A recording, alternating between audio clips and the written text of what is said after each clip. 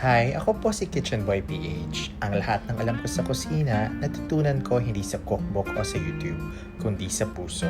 Nagsimula akong matutong magluto matapos mawala si mommy dahil sa cancer. Siyang nagluluto ng pinakamasasarap na pagkain para sa amin.